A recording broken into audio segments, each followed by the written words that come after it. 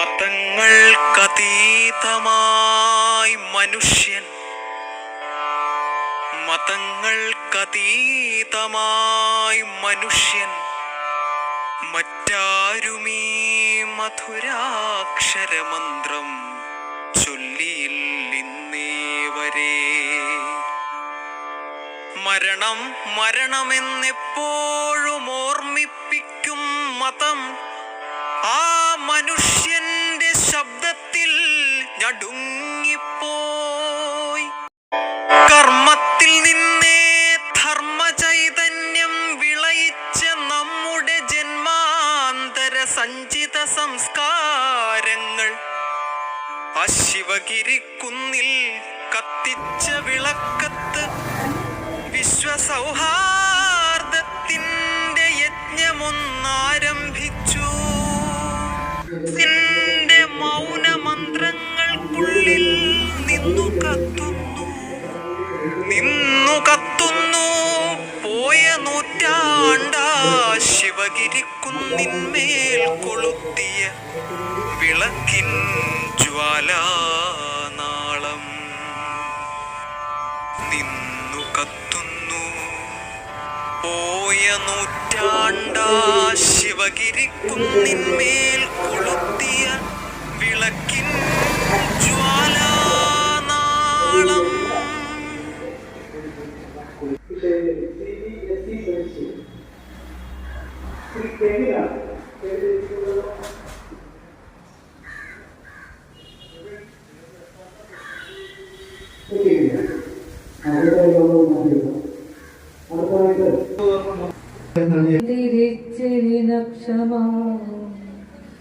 സത്യമുൾക്കമലത്തിലും സ്ഥിരമായി വിളങ്ങുകനാവിലും കൃത്യഭൂവെടിയാതെയും മടിയാതെയും കരകോടിയിൽ പ്രത്യഹം പ്രഥയാർന്ന പാവന കർമ്മശക്തി കളിക്കുക.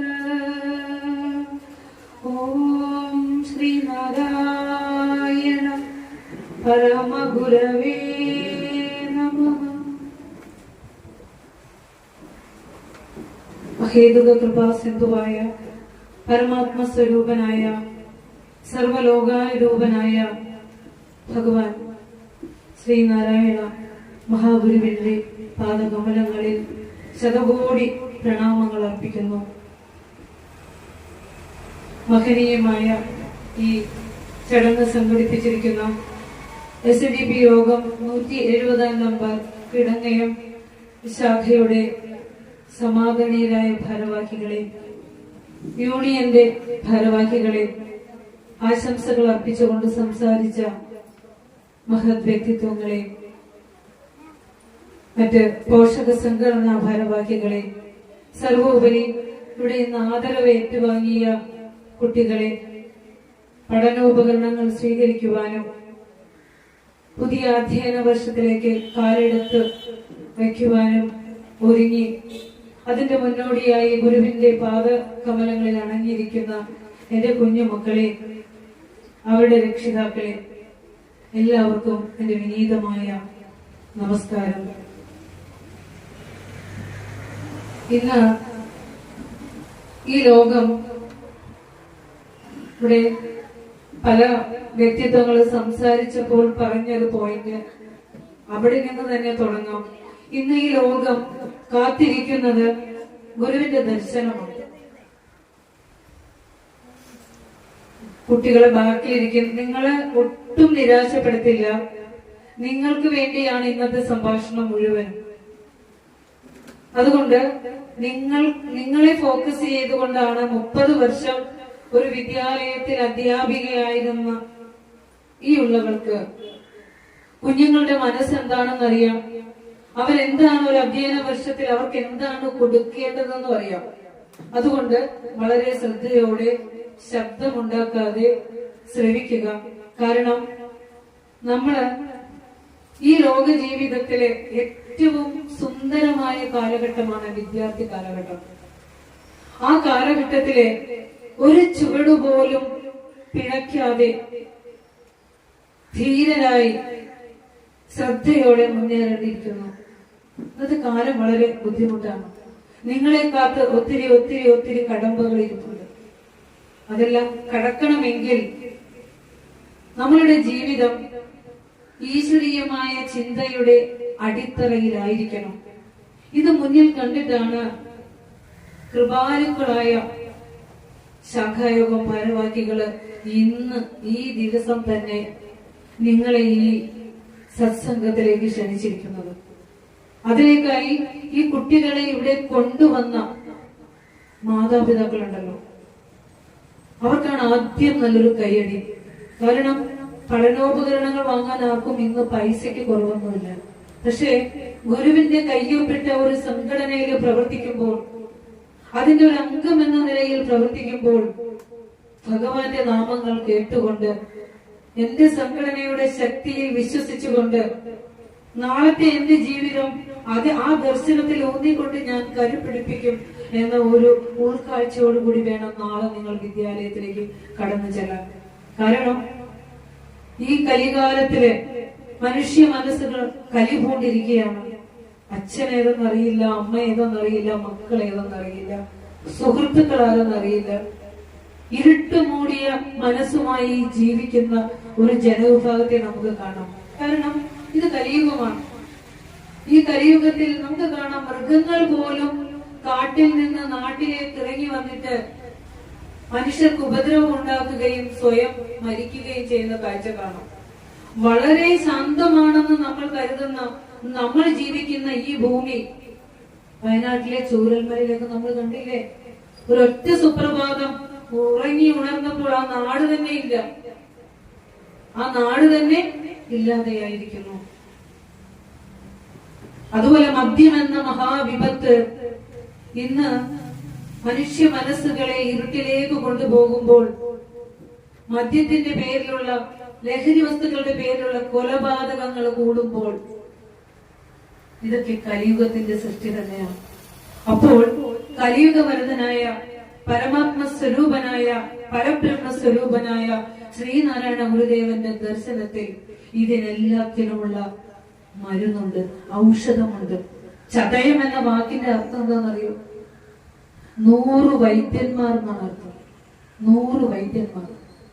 ശതഭിഷ എന്ന് സംസ്കൃതം. അതായത് ഈ പ്രപഞ്ചത്തെ, സംസാരത്തെ ബാധിച്ചിരിക്കുന്ന 100 കണക്കിന് രോഗങ്ങളെ ശമിപ്പിക്കുന്നതിനുള്ള ഔഷധവുമായാണ് അങ്ങ് ചെമ്പനദിയിൽ അവതരിച്ചത്. ശ്രദ്ധയോടെ നമ്മളൊന്ന് ഗുരുവിന്റെ ദർശനത്തിലേക്ക് നോക്കിയാൽ ഈ കലികാലത്തെ നമുക്ക് സുഖമായി തരണം ചെയ്യാൻ സാധിക്കും. വാക്കും പ്രവൃത്തിയും ഒരുപോലെ ചേർത്ത് വെച്ച ശ്രീനാരായണ ഗുരുദേവനെ നന്നായി അറിയണമെങ്കിൽ ഗുരുവിന്റെ തൃക്കരങ്ങൾ കൊണ്ട് രചിതമായ കൃതികളിലൂടെ നമ്മൾ സഞ്ചരിക്കേണ്ടി തന്നെ ഇരിക്കുന്നു.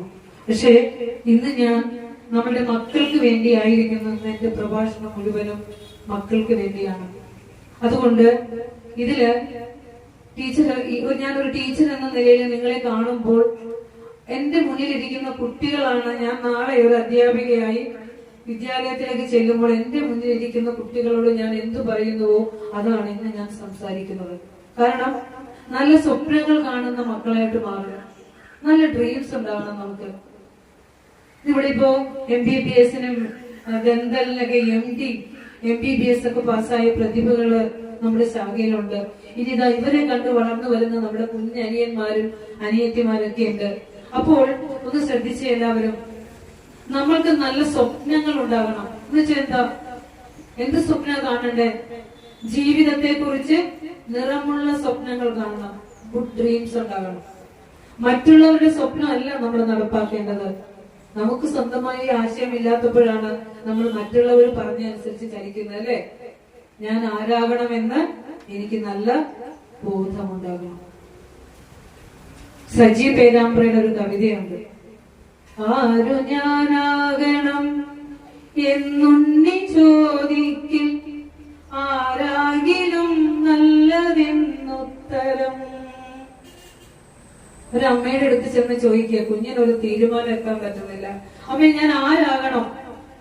നമ്മളെല്ലാവരും ഒരുപക്ഷെ ചോദിക്കുന്ന ചോദ്യമാണല്ലേ, ഞാൻ ആരാകണം എന്ന് ചോദിച്ചേ. മക്കളെ ഇവിടെ ശ്രദ്ധിച്ചേ, നമ്മൾ എപ്പോഴെങ്കിലും ചിന്തിച്ചിട്ടുണ്ടോ ഞാൻ ആരാകണം എനിക്ക് എന്നൊരു അംബീഷൻ ഉള്ള കുട്ടികളൊന്ന് കൈപൊക്കെ?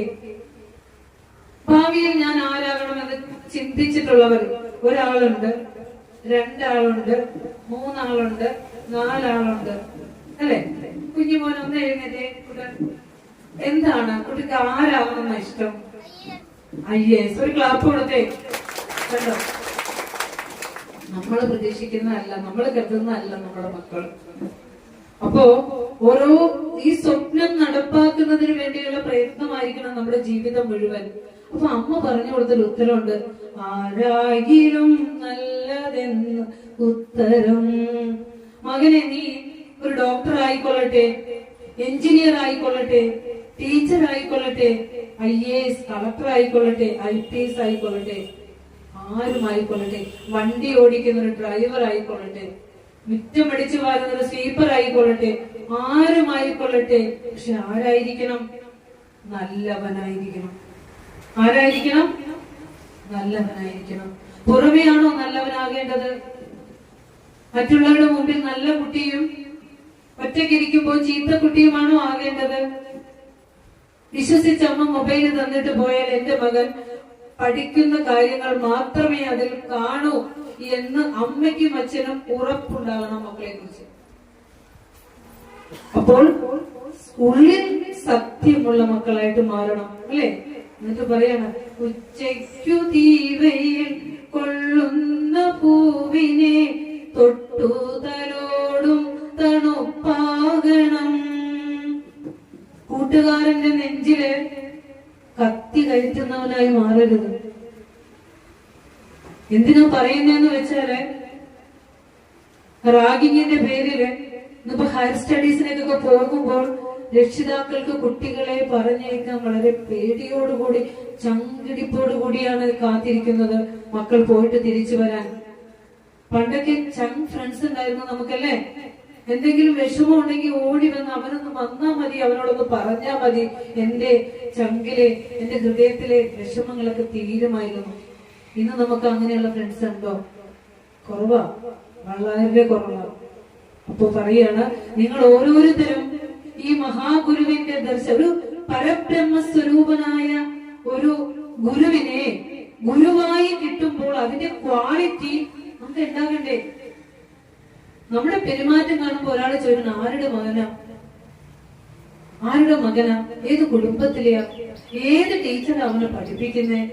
അല്ലെ? അവന്റെ പേരിൽ ഈ ലോകം അറിയപ്പെടണം. അപ്പൊ നാളെ ഞാൻ പഠിപ്പിച്ചിരുന്ന ഉദയംപേരൂർ SNDP ഹയർ സെക്കൻഡറി വിദ്യാലയം കേരളത്തിലെ ഹരിത വിദ്യാലയം പ്രോജക്റ്റിലുമൊക്കെ വന്ന ഒന്നാമത്തെ കേരളത്തിലെ ഏറ്റവും നല്ല വിദ്യാലയത്തിന് പേര് കേട്ട 10,000 കുട്ടികൾ പഠിക്കുന്ന ഒരു വിദ്യാലയമാണ്. അവിടെ എന്റെ ക്ലാസ്സില് 8ാം ക്ലാസ്സിൽ പഠിച്ചിരുന്ന 9ാം ക്ലാസ്സിൽ പഠിച്ചിരുന്ന ഞാനൊരു കുട്ടിയുണ്ട്. അവൻ നന്നായി പഠിക്കും, പക്ഷെ നല്ല കലാകാരനായിരുന്നു. യൂത്ത് ഫെസ്റ്റിവലുകളിലൊക്കെ കലാപ്രതിഭയായിരുന്നു അവൻ. അവന്റെ ഇഷ്ടം അഭിനയമായിരുന്നു, മിമിക്രി ആയിരുന്നു, മോണോക്ട് ആയിരുന്നു, കഥകളിയായിരുന്നു. അപ്പോ ഈ കലോത്സവങ്ങളിൽ അവനെയും കൈപിടിച്ചുകൊണ്ട് വേദികളിൽ നിന്ന് വേദികളിലേക്ക് പോയിട്ടുള്ള കാര്യങ്ങൾ, രാത്രി വൈകി കലോത്സവം കഴിഞ്ഞ് കുഞ്ഞുങ്ങളെ എല്ലാവരെയും സ്കൂൾ ബസ്സിൽ അവരവരുടെ വീട്ടിലെത്തി രക്ഷിതാക്കളുടെ കൈ പിടിച്ച് ഏൽപ്പിച്ചിട്ട് 10, 12, 1 മണിയൊക്കെ ആവുമ്പോൾ വീട്ടിലേക്ക് എത്തുന്ന ഒരു അധ്യാപിക കൂടി ആയിരുന്നു ഞാൻ. അങ്ങനെ 8ാം ക്ലാസ്സിൽ പഠിക്കുന്ന കുട്ടി ഇവിടെ മനസ്സിൽ ഇപ്പോഴും ഞാൻ ഉണ്ട് എന്നറിഞ്ഞ ഒരു നിമിഷമാണോ കഴിഞ്ഞ 1-2 ആഴ്ച? നിങ്ങൾ ആളെ പറഞ്ഞാൽ നിങ്ങൾ അറിയും. കേരളത്തിലെ സിനിമാ പ്രേമികളുടെ മനസ്സിൽ ഏറ്റവും അധികം ജ്വലിച്ചു നിൽക്കുന്ന ഒരു സംവിധായകനാണ് തരുൺ മൂർത്തി. തുടക്കം സിനിമയുടെ സംവിധായകൻ. എത്ര പുതിയ ഇറങ്ങിയ സിനിമയാണ് തുടരും സിനിമ, അല്ലെ? കേട്ടിട്ടുണ്ടോ? പേര് കേട്ടിട്ടുണ്ടോ നിങ്ങള്? അത് സംവിധാനം ചെയ്ത തരുൺ മൂർത്തിയാണ്. എന്റെ സ്റ്റുഡന്റ് ആണ്. അപ്പോ ബിടെക് കഴിഞ്ഞു, MTech കമ്പ്യൂട്ടർ സയൻസ് ബിരുദാനന്തര ബിരുദം എല്ലാം കഴിഞ്ഞ് ക്യുസാറ്റ് കോളേജില് ലെക്ചറായിട്ട് വർക്ക് ചെയ്യുന്ന സമയത്തും ഉള്ളിൽ കിടക്കുന്ന വാസന കലയോടുള്ള അഭേദവമായ അദമ്യമായ ഒരു അടുപ്പമായിരുന്നു. ഞാൻ 10ാം ക്ലാസ് എടുക്കുന്ന സമയത്ത് എന്റെ ക്ലാസ്സിന്റെ മുമ്പിൽ വന്ന് നിൽക്കുകയാണ് തരുണ. വലിയ കുട്ടിയായി, കല്യാണവും കഴിഞ്ഞു. എന്താ തരുൺ? ടീച്ചറോട് എനിക്കൊന്ന് അത്യാവശ്യം സംസാരിക്കാനുണ്ട്, ഞാൻ ക്ലാസ് കഴിഞ്ഞ് വരാം എന്ന് പറഞ്ഞു പുറത്ത് വെയിറ്റ് ചെയ്തു.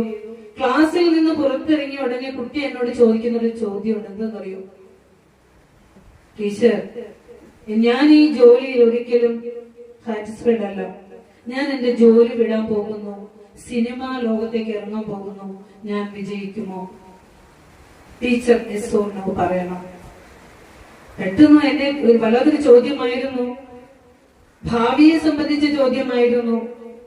ഞാൻ പറഞ്ഞു, മോനെ, അതായത് ജീവിതകാലം മുഴുവനും ഇഷ്ടമില്ലാത്തൊരു ജോലി ചെയ്തുകൊണ്ട് പഠിപ്പിക്കുന്ന കുട്ടികളെ ശപിച്ചുകൊണ്ട് ഇഷ്ടമില്ലാത്ത ജോലി എടുക്കുന്നതിലും നല്ലത് ഇഷ്ടമുള്ള ഫീൽഡിലേക്ക് ഇറങ്ങിയാണ്. ധൈര്യമായി ഇറങ്ങിക്കൊള്ളാൻ പറഞ്ഞു.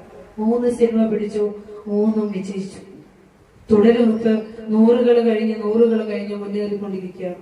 ഇപ്പൊ നാളെ റേഡിയോ മാംഗൂസ് വിളിച്ചേക്കുവാണ്. ഞാൻ പറഞ്ഞു, എനിക്ക് വരാൻ സമയം കിട്ടിയാൽ വരകാൻ, എനിക്ക് ചെല്ലുമ്പോ തന്നെ രാത്രിയാവും. കുട്ടികളുടെ പേരിൽ അധ്യാപകന്മാർ അറിയപ്പെടുമ്പോ നമുക്ക് എത്ര ആനന്ദം ഉണ്ടാവും അല്ലേ? നിങ്ങളെ പഠിപ്പിക്കുന്ന ടീച്ചർമാര് പറയണം, ഞാൻ അർജുന്റെ ടീച്ചറാ. ടീച്ചർ ഇപ്പൊ പറഞ്ഞ പോലെ അങ്ങനെ പറയിപ്പിക്കണം. അതിന് നല്ല എന്ത് വേണം? നല്ല മനുഷ്യനാകണം. അമ്മ പറഞ്ഞു തന്ന പോലെ നീ ആരായിക്കൊള്ളട്ടെ, നല്ല മനുഷ്യനാകണം. ഒരു ഡോക്ടർ, ഇപ്പോ നമുക്ക് MBBS കുട്ടിയുണ്ട് അല്ലെ? ഈ ഗുരുവിന്റെ ദർശനമൊക്കെ ഉള്ളിലാക്കിയ ഒരു കുട്ടിയാണെങ്കിൽ മുന്നിലിരിക്കുന്ന രോഗികളുടെ കഴുത്തറക്കുന്ന ഡോക്ടറായിട്ട് മാറില്ല. ആവശ്യമില്ലാത്ത മരുന്നുകൾ എഴുതില്ല. മനുഷ്യന്റെ ശരീരാവയവങ്ങള് കടത്തു നടത്തില്ല. എല്ലാത്തിലും ഒരു സത്യവും ധർമ്മം ഉണ്ടാവും.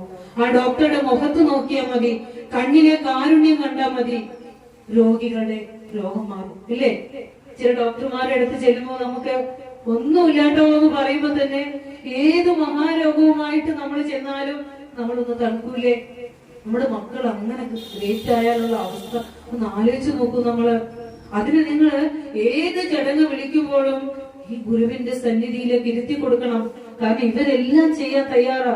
നമ്മളൊരു ക്രൈസ്തവ സഭയുടെ അല്ലെങ്കിൽ ഒരു ഇസ്ലാം സഭയുടെ ഇത്തരത്തിലൊരു മീറ്റിങ്ങുകളാണ് സംഘടിപ്പിക്കണമെങ്കിലുണ്ടല്ലോ, പുറത്തും കഴിഞ്ഞ് അപ്പുറത്തും കഴിഞ്ഞാലും നമുക്ക് ആളെ ഇരുത്താൻ സ്ഥലം ഉണ്ടാവില്ല. കാരണം അവരത്രയ്ക്കും റിലീജിയസ് ആയ കാര്യങ്ങളിൽ അറിഞ്ഞുകൊണ്ടും ചേർന്ന് നിന്നുകൊണ്ടും പ്രവർത്തിക്കുന്നത്. അതുകൊണ്ട് അത് അവരുടെ ജീവിതത്തിൽ മാറ്റമുണ്ട്. അവരുടെ മാറ്റമുണ്ട്. കാരണം ഈ കഴിഞ്ഞ 8 മാസമായിട്ടുണ്ട് ഹസ്ബൻഡ് ഒന്ന് ഹോസ്പിറ്റലിൽ അഡ്മിറ്റ് ആയിരുന്ന സമയത്ത് തൊട്ടടുത്ത റൂമില് ഒരു വയ്യാതെ ഒരു അച്ഛനെയും കൊണ്ടൊരു അമ്മ ഉണ്ട്. അപ്പൊ നോക്കുന്നത് മകനാണ് എല്ലാ ചെലവും വഹിക്കുന്നത്. ഇസ്ലാമാണ്. അപ്പൊ ഞാൻ ചോദിച്ചു, അവനിപ്പോ ഇപ്പൊ തന്നെ 3 ലക്ഷം രൂപ ആയിട്ടുണ്ട്. അപ്പൊ മോനെ നോക്കുന്നതിൽ മടുപ്പൊന്നുമില്ലേ? ഇല്ല ടീച്ചറെ, ഞങ്ങളുടെ മതത്തില് അച്ഛനെയും അമ്മയെയും സംരക്ഷിക്കുന്ന മക്കളാകണം എന്നുള്ളത് നിയമാവലിയാണ്. എങ്ങനെ ആ മകൻ അത് പഠിച്ചു? കൃത്യമായി അവൻ പള്ളിയിൽ പോയിട്ടാണ് അവൻ വിദ്യാലയത്തിലേക്ക് ചുവട് വെക്കുന്നത്. നമുക്ക് എന്തെങ്കിലും കൃത്യമോ നിഷ്ഠയോ ഉണ്ടോ? അതുകൊണ്ട് ഗുരു പറഞ്ഞു തന്നിരിക്കുന്ന വഴികളിലൂടെ നമ്മൾ സഞ്ചരിച്ചാൽ നിങ്ങൾക്കപ്പുറം മറ്റൊരു വ്യക്തിത്വം ഉണ്ടാവില്ല. ഒരു എഞ്ചിനീയർ ആയാൽ അവൻ കെട്ടുന്ന പാലങ്ങളൊന്നും പൊളിഞ്ഞു പോകില്ല. അവിടെ ധാർമ്മികത അവൻ കൂട്ടിച്ചേർക്കും, സത്യം കൂട്ടിച്ചേർക്കും. അവനൊരു ടീച്ചറായാലോ തൊട്ടടുത്ത് തന്റെ കൺമുമ്പിലിരിക്കുന്ന കുഞ്ഞിന്റെ കണ്ണുകളെ നോക്കി അറിയാൻ സാധിക്കും അവൻ ഭക്ഷണം കഴിച്ചിട്ടുണ്ടോ, അവന്റെ ജീവിതത്തിൽ എന്തെങ്കിലും പ്രശ്നങ്ങളുണ്ടോ. അല്ലേ? വെറുതെ പഠിച്ച് A+ വാങ്ങി ഒരു ഉദ്യോഗം കിട്ടി അവനവന്റെ ജീവിതം നിലനിർത്തിക്കൊണ്ട് പോകാനുള്ള ഉപാധികൾ മാത്രമല്ല കുഞ്ഞുങ്ങൾ.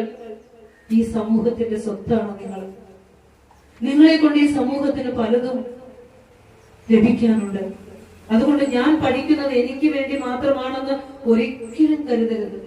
മനസ്സിലാകുന്നുണ്ടോ? ഇപ്പൊ ഇവരെന്തുകൊണ്ടാണ് ഈ തലേ ദിവസം ഇത്രയും നിങ്ങൾക്ക് വേണ്ടി രചിച്ച ഇത്രയും കിലോമീറ്ററുകളോളം സഞ്ചരിച്ച് നമ്മളെ ഇവിടെ കൊണ്ടുവന്നൊക്കെ പ്രസംഗിപ്പിക്കുന്നത് എന്തിനാ? ഒരു ത്യാഗം കൊണ്ടാ. എന്തിനാന്നറിയോ? നിങ്ങളൊക്കെ നന്നായി കാണണം, അതിന്റെ വെളിച്ചം ഇവിടെ വീശണം. ഗുരു പറയുകയാണ്, വിദ്യ കൊണ്ട് പ്രബുദ്ധരാവുക. എന്താ എന്റെ അർത്ഥം? ഒന്ന് ശ്രദ്ധിച്ചേ. ഇവിടെ IAS കാരനൊക്കെ ഒന്ന് ശ്രദ്ധിച്ചോട്ടോ. സീഡായിട്ട് കിടക്കുന്ന ടീച്ചർ പറയുന്നത്, വലിയ IAS കാരനാവുമ്പോൾ ആ സീഡ് വിരിയണം, സത്യസന്ധമായി ജീവിക്കണം, സത്യം ഉറക്കെ വിളിച്ചു പറയാൻ സാധിക്കണം. അപ്പോൾ ഇവിടെ പറയുകയാണ്, പ്രബുദ്ധത എന്ന് പറഞ്ഞാൽ ഉള്ളിൽ സത്യമുണ്ടാകണം. പ്രകർഷണയുള്ള ബോധമാണ് പ്രബുദ്ധതയെങ്കിൽ എന്നെയും നിന്നെയും ഈ സമസ്ത ചരാചരങ്ങളെയും നിലനിർത്തിയിരിക്കുന്ന ഈശ്വരൻ എന്ന ഒരു സത്ത ഉണ്ട് എന്നറിഞ്ഞ് ജീവിക്കുന്നവനാണ്, വിദ്യ നേടുന്നവനാണ് പ്രബുദ്ധതയുള്ള വിദ്യ നേടുന്നവൻ. നമ്മൾ ഈ പഠിക്കുന്നതേ ഇപ്പൊ കെമിസ്ട്രി, ഫിസിക്സും ബയോളജി ഒക്കെ ആയിട്ട് ഈ പ്രപഞ്ചത്തെ പഠിക്കുമ്പോൾ ഈ പ്രപഞ്ചത്തെ നിലനിർത്തിയിരിക്കുന്ന ചൈതന്യം ഈശ്വര ചൈതന്യമാണ് എന്ന് ഗുരു നമ്മെ പഠിപ്പിച്ചു തന്നു. നിന്റെ ചങ്കിൽ ഇരുന്നു കൊണ്ട് ഞാൻ ഞാൻ ഞാൻ എന്ന് പറയുന്നില്ലേ, ഈശ്വരന്റെ സ്പന്ദനമാണ്. വിലമതിയാനാവാത്ത വിളക്കാണ് നമ്മളിൽ കൊളുത്തി വെച്ചിരിക്കുന്നത്. ആ വിളക്ക് ആർക്കും കെടുത്താനോ പറ്റില്ല, ആരും കൊളുത്തിയതുമല്ല. ആ വിളക്ക് ഉണ്ട് എന്ന് അറിയലാണ് ആധ്യാത്മികത. സത്യത്തിൽ അധിഷ്ഠിതമായി ജീവിക്കുക. ഗുരു പറഞ്ഞിരിക്കുന്ന ഒരു കാര്യമുണ്ട്, വിദ്യാലയങ്ങളിൽ കുട്ടികളെ ത്യാഗം പഠിപ്പിക്കണം. എന്താ ത്യാഗം? ആ വാക്കിന്റെ അർത്ഥം എന്താ? ത്യാഗം. ഗുരുവിന്റെ ശിഷ്യഗണങ്ങളെയൊക്കെ ഗുരു അങ്ങനെ വാർത്തെടുത്ത്. ഇപ്പൊ പറഞ്ഞില്ലേ, ഇവിടുത്തെ ശാഖ തന്നെ 170 നമ്പർ ശാഖയാ. എനിക്ക് തോന്നുന്ന TK മാധവന്റെ കാലത്തുള്ളതാണോ? ആദ്യത്തെ ഗുരുദേവന്റെ കാലത്ത് TK മാധവൻ സംഘടനയെ ശക്തിപ്പെടുത്തുന്നതിന് വേണ്ടി വന്നിട്ട് ശാഖകളും യൂണിയനുകളും ഒക്കെ നിരവധി ഗുരുവിന്റെ അനുവാദത്തോടുകൂടി അനുഗ്രഹത്തോടുകൂടി ഇതൊക്കെ പ്രബലമാക്കിയിരുന്ന ഒരു കാലത്തുള്ള 170 നമ്പർ ശാഖയാണ് അല്ലേ? പ്രസംഗിച്ച് ഈ സംഘടിച്ച് ശക്തരാകുക എന്ന ഗുരുവിന്റെ സന്ദേശത്തെ അരക്കിട്ടുറപ്പിക്കുന്നതിന് വേണ്ടി ഏത് അങ്ങാടിയിലും തെരുവീതികളിലും ഒക്കെ നിന്നുകൊണ്ട് പ്രസംഗിച്ച് അവസാനം ഏറ്റവും നല്ല കുടുംബത്തിലാ, ചാന്നാർ കുടുംബത്തിലാ ജനിച്ചത്. നല്ല സമ്പത്തുണ്ട്, നല്ല വിദ്യാഭ്യാസമുണ്ട്, നന്നായി ജീവിക്കാം. എനിക്ക് ഇവിടെ സുഖമായിട്ട് ജീവിച്ചാൽ പോരെ, വെയില് കൊള്ളണോ, ചങ്ക് പൊട്ടി രക്തം വരണോ പുറത്തേക്ക് വേണ്ടാന്ന് കരുതും. നമ്മളൊക്കെയാണ് അങ്ങനെ കരുതൂല്ലേ? കരുതും. പക്ഷെ അങ്ങനെയല്ല. ഒരുമിക്കണം, ഒന്നാകണം, മനുഷ്യൻ സത്യം അറിയണം എന്ന് പറഞ്ഞുകൊണ്ട് സ്വന്തം ജീവിതത്തെ സംഘടനാ പ്രവർത്തനത്തിന്, സമൂഹ പ്രവർത്തനത്തിന് വേണ്ടി മാറ്റിവെച്ച് അവസാനം ഉടുതുണിക്ക് മറുതുണി പോലും ഇല്ലാതെ സകലതും താൻ വിശ്വസിക്കുന്ന സംഘടനയിൽ സമർപ്പിച്ചുകൊണ്ട് ആ ജീവിതം കഴിഞ്ഞു പോകുന്നു. നമ്മളൊക്കെ ഇന്ന് കൊള്ളുന്ന ഈ തണലുണ്ടല്ലോ, അവരൊക്കെ അനുഭവിച്ച വെയിലാണ്. അപ്പോ ത്യാഗം എന്നത് വിദ്യാലയങ്ങളിൽ പഠിപ്പിക്കണം. നമുക്ക് എങ്ങനെയാണ് വിദ്യാലയത്തിൽ പ്രാക്ടിക്കലാക്കാന്ന് ടീച്ചർ പറയാം. ഒന്ന് ശ്രദ്ധിക്കുക. ഇപ്പൊ നമ്മള് ക്ലാസ് വിട്ട് എല്ലാവരും പോവുകയാണ്. നിങ്ങൾ എന്നോട് ക്ഷമിക്കണം. ഒരു 10 കുട്ടികളെ ഒരുമിച്ച് കിട്ടിയാൽ അവര് നന്നായാൽ നമ്മുടെ ഈ ശാഖ നന്നായി. അതിന്റെ വെളിച്ചം നമുക്കുണ്ടായി. ഇപ്പോൾ കുട്ടികളൊന്ന് ശ്രദ്ധിച്ചേ. ക്ലാസ് വിട്ട് എല്ലാവരും പോയി. ഫാനും ലൈറ്റും ഒക്കെ ഇങ്ങനെ കിടന്ന് തെളിഞ്ഞിരിക്കുന്നു, ഫാൻ കറങ്ങുന്നു.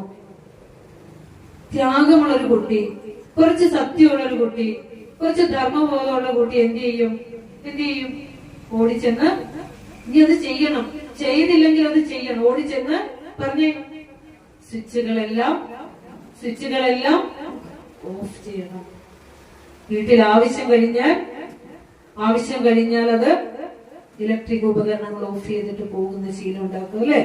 അതുപോലെ സ്കൂൾ വിട്ടു പോകുന്നതിനിടയിൽ ഒരുത്തൻ മറിഞ്ഞു വീണു, അവനെ ചവിട്ടിക്കൊണ്ട് എനിക്ക് ആദ്യം ബസ് സ്റ്റോപ്പിൽ എത്തണം എന്ന് പറഞ്ഞാണ് ഓടേണ്ടത്. ത്യാഗമുള്ള ഒരുവൻ എന്ത് ചെയ്യും?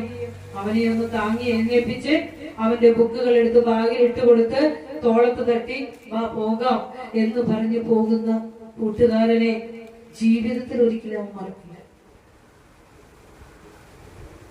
ഒന്ന് റോഡ് ക്രോസ് ചെയ്യാനായിട്ട് കഷ്ടപ്പെട്ട് നിൽക്കുന്ന വൃദ്ധയായ അമ്മൂമ്മയുടെ കയ്യിൽ നിന്ന് ആ കവറൊക്കെ മേടിച്ചിട്ട് അമ്മൂമ്മയുടെ കയ്യിൽ പിടിച്ചിട്ട് ആ റോഡൊന്ന് കടത്തി കൊടുത്തു നോക്കിക്കേ. ഇത്ര വലിയ കുട്ടികളാണ് നിങ്ങള്. അപ്പോഴാണ് നമ്മൾ ഗുരുവിന്റെ മക്കളായി മാറുന്നത്. ലഞ്ച് ബ്രേക്കിൽ എല്ലാവരും ഭക്ഷണം കഴിഞ്ഞ് ആഹാരം കഴിച്ച് പൈപ്പിൽ നിന്ന് കഴുകി മാറുമ്പോൾ ടാപ്പുകളെല്ലാം തുറന്നു കിടക്കുമ്പോൾ അവശേഷിക്കുന്ന നിങ്ങളാണെങ്കിൽ എല്ലാ ടാപ്പും ചെന്ന് അടക്കാൻ നമുക്ക് തോന്നും. മനസ്സിലാവുന്നുണ്ടോ? നമ്മളുടെ പിറന്നാൾ ആഘോഷിക്കുമ്പോ നമുക്ക് ധാരാളം ഡ്രസ് ഉണ്ട്.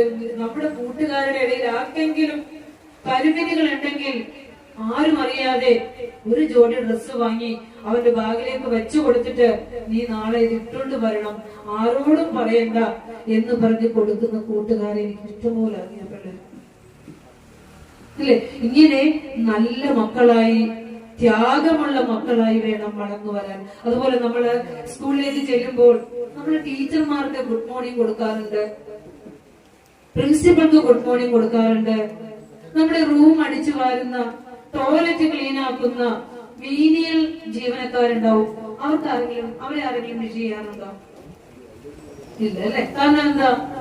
അവര് താഴ്ന്ന ജോലി ചെയ്യുന്നതാണ്. ആലോചിച്ച് നോക്കൂ, നമ്മൾ ഉണ്ടാക്കി വെക്കുന്ന വൃത്തികേടുകളെ എല്ലാം ക്ലീൻ ആക്കിക്കൊണ്ട് വളരെ ശാന്തതയോടെ ജോലി ചെയ്യുന്ന അവർക്ക് ഒരു ഗുഡ് മോർണിംഗ് കിട്ടിയാലുണ്ടല്ലോ, ആ ടീച്ചർക്ക് കിട്ടിയ ഗുഡ് മോർണിംഗിനേക്കാൾ ഇരട്ടി വിലയുണ്ടാവും. എന്തൊരു സന്തോഷമായിരിക്കാം മുഖത്തല്ലേ? Good morning aunty, good morning uncle എന്നൊക്കെ പറയുമ്പോ. അപ്പൊ നിങ്ങൾ എന്തിനാ ഇങ്ങനെ വന്ന് ഇരുത്തിയേക്കണെന്ന് പറഞ്ഞാൽ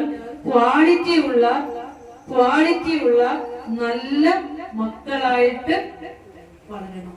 തെളിഞ്ഞ ബുദ്ധി ഉണ്ടാകണം. സ്വന്തം ആശയം, ടീച്ചർ പറഞ്ഞ പോലെ ഇനി സ്വപ്നങ്ങൾ കാണണം.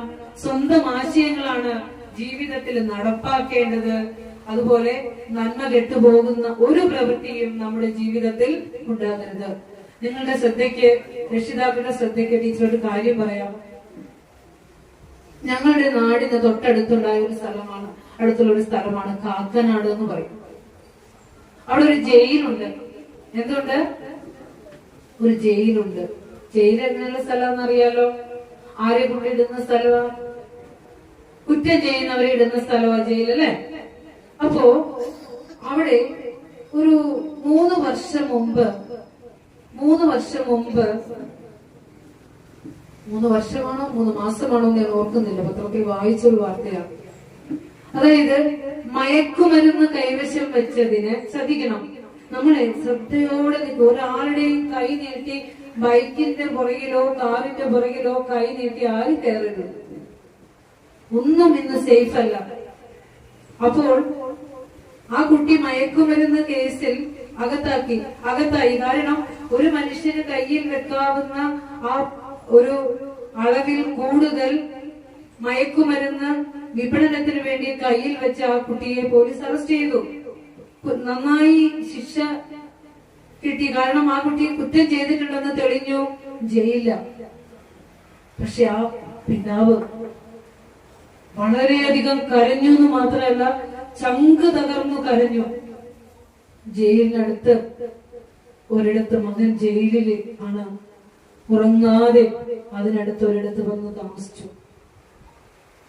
അച്ഛൻ സ്റ്റെപ്പ് ഇറങ്ങി വന്നപ്പോൾ രാത്രിയില് സ്റ്റെപ്പില് വീണ് കിടക്കാണ്. രാത്രി എവിടെയോ വീണതാണ്. രാവിലെ അമ്മ ചെന്ന് നോക്കുമ്പോ മരിച്ചു കിടക്കുകയാണ്. ആ മകനെ ഓർത്താണ് മരിച്ചത്. നമ്മൾ ഓർത്തു നോക്കണം, അച്ഛനും അമ്മയും എത്രയോ കഷ്ടപ്പെട്ട് ത്യാഗങ്ങൾ സഹിച്ചിട്ടാണ് നിങ്ങൾ വിദ്യാലയത്തിൽ പോകുന്ന പ്രായം വരെ നിങ്ങൾ വളർത്തിയെടുത്തത്. നല്ല വഴിയെ സഞ്ചരിക്കണമെന്ന ഒരു വലിയ ചിന്ത മറ്റാരും ഉപദേശിച്ചില്ലെങ്കിലും നമ്മളിൽ തന്നെ ഉണ്ടാകണം. അച്ഛന്റെ മരണാനന്തര സംസ്കാരത്തിന് ക്രിയകൾക്ക് വരാനായിട്ട് കോടതിയിൽ നിന്ന് ജാമ്യം കിട്ടേണ്ടി വന്നു. പോലീസിന്റെ അനുവാദത്തോടുകൂടി അവരുടെ ആ കർശനമായ ആ ഒരു ബന്ധവസിൽ ഇവനെയും കൊണ്ട് മരണ വീട്ടിലെത്തുകയാണ്. ആലോചിച്ച് നോക്ക്, സ്വന്തം അച്ഛന്റെ ശവശരീരം കാണാൻ അനുവദിച്ച് 2-3 മിനിറ്റ് മാത്രം. കണ്ടതിന് ശേഷം 2 മിനിറ്റ് അവന്റെ അമ്മയോടും സഹോദരിയോടും സംസാരിക്കാൻ 2 മിനിറ്റ്. ഇന്നലെ വരെ ആ വീട്ടിലെല്ലാമായി ഓടി നടന്നവൻ, ഇഷ്ടം പോലെ ആഹാരം കഴിച്ച് കൂട്ടുകാരോടൊപ്പം കളിച്ചു നടന്നിരുന്നവൻ 2 നിമിഷങ്ങൾക്ക് വരെ അനുവാദം ചോദിക്കേണ്ട അവസ്ഥയില് ആ സംസാരത്തിന് ശേഷം തിരിച്ചു കൊണ്ടുപോവുകയാണ്. ജാമ്യം പോലും ഇല്ല. ടീച്ചർ എന്തിനാ ഇത് പറയണേന്ന് വെച്ചാല് ശ്രദ്ധയോടെ ജീവിക്കണം. നമ്മളുടെ ഏത് സുഹൃത്ത് ബന്ധമായിക്കൊള്ളട്ടെ, ആരായിക്കൊള്ളട്ടെ, തെറ്റായ മാർഗത്തിലേക്ക് നമ്മളെ ക്ഷണിക്കുന്നു എന്ന് കണ്ടാൽ, ആ മാർഗം തെറ്റാണെന്ന് കണ്ടാൽ നോ എന്ന് ഉറക്കെ പറയാനുള്ള ചങ്കൂറ്റ് നമുക്കുണ്ടാകണം. ആദ്യത്തെ ഒരു ആർജവത്തിൽ നമ്മൾ ചെന്നുപെടും. അതിനുശേഷം നമുക്ക് ഒരിക്കലും രക്ഷപ്പെടാനാവാത്ത വലിയ കുരുക്കിലേക്ക് നമ്മൾ വീണുപോകും മക്കളെ. അതുകൊണ്ട് നല്ല കരുതലോടെ ജീവിക്കണം. നമുക്ക് ഈ വലിയ നിർണായകമായ സാഹചര്യങ്ങൾ വരുമ്പോ നമ്മുടെ മനസ്സ് പതറിപ്പോകുമ്പോൾ കൂട്ടുകാരൻ വാഴ ഇതൊന്ന് രുചിച്ചു നോക്കൂ എന്ന് പലതവണ പറയുമ്പോഴും നമുക്ക് പ്രാർത്ഥിക്കാൻ ഗുരു പ്രാർത്ഥന തന്നിട്ടുണ്ട്. ആ പ്രാർത്ഥനയൊക്കെ പഠിക്കണം. ഏതാണെന്നറിയോ? ദൈവമേ കാത്തുകൊള്ളുകങ്ങു കൈവിടാതിങ്ങു ഞങ്ങളെ. പിന്നെ ഗുരു പറയാ, ഒരു പീഡയെറുമ്പിനും വരുത്തരുതെന്നുള്ള അനുകമ്പയും സദാ കരുണാകര നൽകുകൊള്ളിൽ നിൻ തിരുമൈ വിട്ടകലാത ചിന്തയും. ആലോചിച്ച് നോക്കിയേ, 5 പേര് ചേർന്ന് കൂട്ടുകാരനെ തല്ലിക്കൊന്നപ്പോൾ, പ്രാണന് വേണ്ടി അവൻ കിടന്ന് യാചിച്ചപ്പോൾ പോലും ആർത്തു ചിരിക്കുന്ന കൂട്ടുകാരെ നമ്മൾ കണ്ടു. റാഗിങ്ങിന്റെ പേരില് അവസാനം ഏതു മനുഷ്യനും അവസാന പ്രാണം പോകുമ്പോൾ ഒരിറ്റ് വെള്ളത്തിന് വേണ്ടി വായു തുറക്കും. അതുപോലും നിഷേധിച്ചു കൊണ്ടുള്ള കൂട്ടുകാരുടെ കടുത്ത പീഡനങ്ങളിൽപ്പെട്ട് മരിച്ചു പോകുന്ന ഒത്തിരി കഥകള് നമ്മൾ പത്രത്തിലൂടെ വായിക്കുന്നുണ്ട്. അപ്പോ ഇതൊക്കെ വായിക്കുമ്പോൾ നമ്മൾ മനസ്സിലാക്കേണ്ട ഒരു കാര്യം, ഉള്ളിൽ നിന്ന് ഈശ്വര ചിന്ത വിട്ടുപോകാതിരിക്കുക. ഈശ്വര ചിന്ത വിട്ടുപോകുമ്പോഴാണ് നമ്മൾ മൃഗതുല്യരായി മാറുന്നത്. ആരായിട്ട് മാറുന്നത് പറഞ്ഞേ? ഈശ്വര ചിന്ത ഉള്ളിൽ നിന്ന് പോകുമ്പോൾ നമ്മൾ ആരായിട്ട് മാറും പറഞ്ഞേ? മൃഗമായിട്ട് മാറും, മനുഷ്യ മൃഗമായിട്ട് മാറും. ആദ്യം കൂട്ടുകാർ കുറെ ഉണ്ടാവും. ഒരുമിച്ച് ജയിലിലേക്ക് പോയി കഴിഞ്ഞാൽ പിന്നെ ജീവിതവും സ്വപ്നങ്ങളും എല്ലാം തീർന്നു. അതുകൊണ്ട് ഗുരു പ്രാർത്ഥിക്കാൻ പഠിപ്പിക്കുക, ഒരു പീഡ എറുമ്പിനും വരുത്തരുത്, എന്നാൽ ഉപദ്രവം ഒരുത്തനും ഒന്നുകൊണ്ടും എന്നാളും ഏൽക്കരുത് ഞാൻ കരുതാതെ കണ്ടും എന്ന് ബോധാനന്ദ സ്വാമികള് ശിഷ്യനും ഏറ്റു പറഞ്ഞു. അതായത്, എന്റെ ഭഗവാനെ, ഞാൻ പോകുന്ന വഴിയിലുള്ള ഒരു ഉറുമ്പ് പോലും ഞാൻ കാരണം മരിക്കാനിടയാകരുത്, ജീവൻ പൊലിയാനിടയാകരുത്. ഇത്തരത്തിലൊരു കരുണ എന്റെ ഉള്ളിൽ ഉണ്ടാകണമെങ്കിൽ, അല്ലയോ കാരുണ്യക്കടലായ ദൈവമേ, കരുണാകര, നിന്റെ ചിന്ത എന്നിൽ നിന്ന് വിട്ടുപോകരുത്. സദാ ഈശ്വര ചിന്ത ഉണ്ടാവണം. രാവിലെ സ്കൂളിലേക്ക് പോകുമ്പോൾ പ്രാർത്ഥിക്കണം. ഗുരുവിന്റെ ചിത്രത്തിന് മുമ്പിൽ വിളക്ക് വെച്ച് പ്രാർത്ഥിക്കണം. അച്ഛനമ്മമാരുടെ പാദം തൊട്ട് വന്ദിച്ചിട്ട് വേണം നാളെ വിദ്യാലയത്തിന്റെ പടി കടന്ന് കയറുവാൻ. മനസ്സിലാകുന്നുണ്ടോ? ഇന്ന് ക്ലാസ്സിൽ വന്ന എല്ലാവരും ഒരുമിച്ചും നമ്മുടെ ശാഖയിലുള്ള എല്ലാ കുട്ടികൾക്കും അത്തരത്തിലൊരു പ്രബോധനം ഉണ്ടാകട്ടെ. ഇപ്പോ തല കുനിക്കാൻ വളരെ മടിയാണ് നമുക്കല്ലേ. ചില അച്ഛനമ്മമാര് പറയും, നീ ഒന്നും കുനിയൊന്നും വേണ്ടെന്ന്. ഒരിക്കലും അങ്ങനെ പറഞ്ഞു കൊടുക്കരുത്. നമ്മള് സ്നേഹത്തിന് മുന്നില് തല കുനിക്കണം. അമ്മയുടെ സ്നേഹത്തിന്റെ മുന്നില്, അച്ഛന്റെ വാത്സല്യത്തിന് മുന്നിൽ തല കുനിക്കണം, തോറ്റു കൊടുക്കണം. ഗുരുക്കന്മാരുടെ വാക്കുകൾക്ക് മുന്നിൽ നമ്മൾ തോറ്റു കൊടുക്കണം. തട്ടാമുട്ടി പറയരുത്. ഈ തോൽവി എന്തിനാണെന്നറിയോ? എന്തിനാ അച്ഛന്റെ മുമ്പിൽ തോൽക്കുന്നത്? എന്തിനാ അമ്മയുടെ മുമ്പിൽ തോൽക്കുന്നത്? അവരെ ജയിപ്പിക്കുന്ന എന്തിനാ? നാളെ ഈ ജയം നിങ്ങൾക്കുള്ളതാണ്. ഇങ്ങനെ തോറ്റു കൊടുക്കുന്ന മക്കളാണ് ഉന്നതങ്ങളിൽ എത്തിയിട്ടുള്ളത്. തല കുനിക്കുന്ന മക്കള് തന്നെയാണ്, അല്ലേ? ഒരു മാവ് നമ്മൾ കണ്ടിട്ടുണ്ടോ? നിറയെ മാങ്ങ ഉണ്ടാവുമ്പോൾ മാവിന്റെ കൊമ്പ് താഴ്ന്നു വരാറില്ലേ? ഉയർന്നാണോ പോണേ? ഫലം ഉണ്ടായപ്പോൾ അത് എളിമയാ കാണിച്ചത്. അതുപോലെ നമ്മുടെ ജീവിതം ഉയർച്ചയിൽ എത്തണമെങ്കിൽ നമ്മൾ കുറച്ച് വിനയം നമുക്ക് വേണം. നമ്മൾ പഠിക്കുമ്പോൾ ജീവിതം വിജയിച്ചവരെ അല്ല പഠിക്കേണ്ടത്, തോറ്റവരെ. നമുക്ക് എല്ലാവരും രാമനെ പരിചയപ്പെടുത്തി തരും. രാമനെ പോലെ ആകണം. പക്ഷെ ഞാൻ പറയും, രാവണനെ കണ്ടു പഠിക്കണം. രാവണൻ എന്തുകൊണ്ടാ തോറ്റുപോയത്? എന്തൊക്കെ ഉണ്ടായിട്ടും തോറ്റുപോയത് എന്തുകൊണ്ടാ? ഗുരുത്വമില്ലായിരുന്നു ഒന്നാമത്തെ കാര്യം. അപ്പോ എല്ലാം ഉണ്ടായിട്ട് രാമനേക്കാൾ എന്തുകൊണ്ടും ബുദ്ധിശക്തിയിലും ശരീരബലത്തിലും ധനത്തിലും ഒക്കെ മുന്നിൽ നിൽക്കുന്നു അസുര ചക്രവർത്തിയായ രാവണൻ. എന്തുകൊണ്ട് പരാജയപ്പെട്ടു അല്ലേ? ഈ പരാജയം മനസ്സിലാക്കി അതിൽ നിന്ന് വേണം നമ്മൾ തിരുത്താൻ അല്ലേ? അപ്പോ തിരുത്തലുകൾ നമുക്ക് വേണം. ജീവിതത്തിൽ വിജയിച്ചവരെ അവരിൽ നിന്നും നമുക്ക് പഠിക്കാനുണ്ട്, തോറ്റവരിൽ നിന്നും നമുക്ക് പാഠങ്ങൾ ഉൾക്കൊള്ളാനുണ്ട്.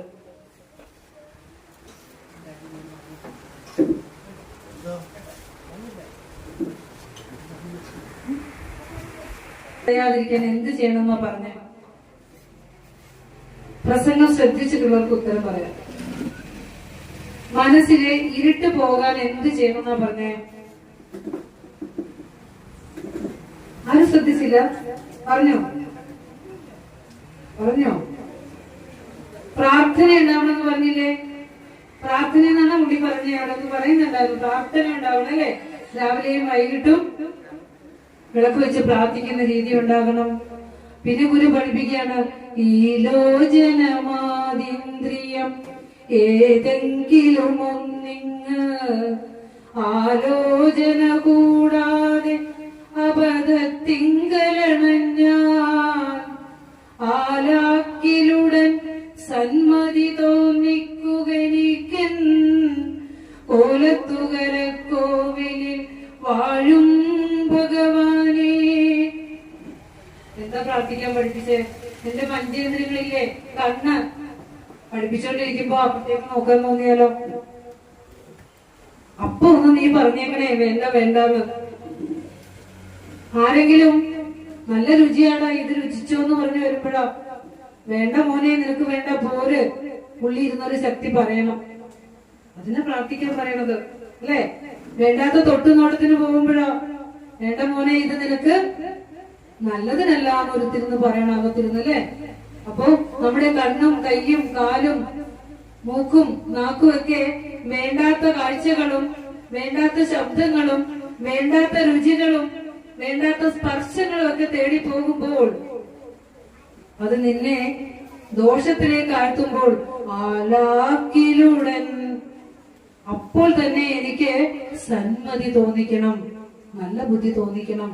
കൂട്ടുകാരൻ പറയാണ്, എടാ നീ ഇതൊന്ന് രുചിച്ചു നോക്ക്, ഏറ്റവും നല്ലതാന്ന് പറയുമ്പോഴോ എന്റെ നാക്കിലെടുത്തതൊന്ന് രുചിച്ചു നോക്കിയാൽ പിറ്റേ ദിവസം എനിക്ക് രുചിക്കണം, അതിന്റെ പിറ്റേ ദിവസം എനിക്ക് രുചിക്കണം, പിന്നെ എനിക്ക് ആ രുചി ഇല്ലാതെ പറ്റില്ല. കഴിഞ്ഞ ദിവസം നമ്മൾ കണ്ടില്ലേ, SSLC പരീക്ഷ എഴുതാൻ വന്ന കുട്ടിയുടെ കയ്യിൽ നിന്ന് പാവപ്പെട്ട അമ്മൂമ്മയുടെ മോതിരം അടിച്ചു മാറ്റിക്കൊണ്ട് പോകുന്നു അല്ലെ? എന്നിട്ട് 10-25,000 രൂപക്ക് അത് വിറ്റിട്ട് 10,000 രൂപ ചെലവഴിച്ചു. മദ്യമൊക്കെ ഉണ്ടായിരുന്നു കയ്യില്, ബാക്കി 10,000 രൂപ പോക്കറ്റിലും ഉണ്ടായിരുന്നു. ആലോചിച്ച് നോക്കൂ, 15 വയസ്സായിട്ടുള്ളൂ കുട്ടിക്ക്, 15 വയസ്സ്. അപ്പോൾ ഇത് ചിരിച്ചുകൊണ്ടല്ല നിങ്ങൾ കേൾക്കേണ്ടത്, ചങ്കിൽ തൊട്ടുകൊണ്ട് കേൾക്കേണ്ട വാക്കുകളാണ് പറയുന്നത്. കാരണം ശ്രദ്ധയോടെ ജീവിച്ചില്ലെങ്കിൽ നമുക്ക് നഷ്ടപ്പെടുന്നത് നമ്മുടെ ജീവിതം തന്നെയാണ്. അതുകൊണ്ട് പ്രാർത്ഥന ശീലമാകണം. ഈ ലോചനമാതീന്ദ്രിയം ഏതെങ്കിലും ഒന്നിങ്ങ് ആലോചന കൂടാതെ അബദ്ധത്തിങ്കൽ തെറ്റായ വഴിയിലേക്ക് പോയാൽ ആ ലാക്കിലുടൻ പെട്ടെന്ന് തന്നെ എനിക്ക് നല്ല ബുദ്ധി തോന്നിക്കണേ ദൈവമേ എന്ന് ഈശ്വരനോട് പ്രാർത്ഥിക്കാൻ പഠിപ്പിക്കണം. പിന്നെ പ്രാർത്ഥിക്കാൻ ഗുരു പഠിപ്പിച്ചു, കൈകാൽ മുതലാമെന്നോടെ അംഗങ്ങളിലൊന്നും ചെയ്യാതൊരു സത്കർമ്മം ഒഴിഞ്ഞങ്ങ വിവേകാൽ വയ്യാത്തതു ചെയ്യാൻ തുനിയാതാക്കുക വേണം കോലത്തുകര കോവിലിൽ വാഴും ഭഗവാനേ. അതായത് എന്റെ കയ്യും കാലും ഒക്കെ വേണ്ടാത്ത സ്ഥലങ്ങളിലെ വേണ്ടാത്ത ഇടങ്ങളിലേക്ക് ചലിക്കുമ്പോൾ ഭഗവാനെ തെറ്റായത് തെറ്റാണെന്ന് എനിക്കൊന്ന് പറഞ്ഞു തരണേ. നമുക്കറിയാം പണ്ട് കാലങ്ങളില് എന്ത് അച്ചടക്കമായിരുന്നു ആൺകുട്ടികളും പെൺകുട്ടികളും തമ്മിലുള്ള ബന്ധങ്ങൾക്ക്. ഞാൻ ഓർക്കുന്നു, ഞാനൊക്കെ പഠിക്കുന്ന കാലത്തില് ഒരാൺകുട്ടിയുടെ കയ്യിൽ നിന്ന് ഒരു പേന വാങ്ങണമെങ്കിൽ എങ്ങനെ ഇട്ട് തരും? പേന ഇങ്ങനെ ഇട്ട് തരുള്ളൂ അല്ലെ? അങ്ങനെയൊക്കെ പഠിപ്പിച്ചു വെച്ചിരിക്കുന്നത്. ഇന്ന് നമ്മള് രാത്രി സഞ്ചാരങ്ങൾ ഇന്ന് കൂടുന്നു, രാത്രി ആഹാര രീതികൾ കൂടുന്നു, രാത്രി ഇറങ്ങി കുടുംബത്തോടെ യാത്ര ചെയ്യുന്നു, ആഹാരം കഴിക്കുന്നു, രാത്രി സഞ്ചാരം 12 മണി 1 മണിക്കൊക്കെ നമ്മൾ എവിടെയെങ്കിലൊക്കെ ലോങ് യാത്ര പോയി കഴിഞ്ഞ് വരികയാണെങ്കിൽ വഴിയരികുകളിൽ തോളോട് തോൾ ചേർന്നിരിക്കുന്ന ആൺകുട്ടികളെയും പെൺകുട്ടികളെയും നമുക്ക് കാണാം. ആൺകുട്ടികളോടൊപ്പം തന്നെ പെൺകുട്ടികളും ലഹരി വസ്തുക്കൾ ഉപയോഗിക്കുന്നത് നമുക്ക് കാണാം. ഒരു തലമുറയ്ക്ക് ജന്മം നൽകേണ്ട, ഏറ്റവും പവിത്രമാകേണ്ട പെൺകുട്ടികൾ വരെ ലഹരി വസ്തുക്കളിലേക്ക് കാലെടുത്ത് കുത്തുമ്പോൾ ഇനി അടുത്തൊരു തലമുറയെ നമ്മുടെ മക്കൾ ഫേസ് ചെയ്യാൻ പോകുന്നത് വലിയ വലിയ കടമ്പകളാണ്.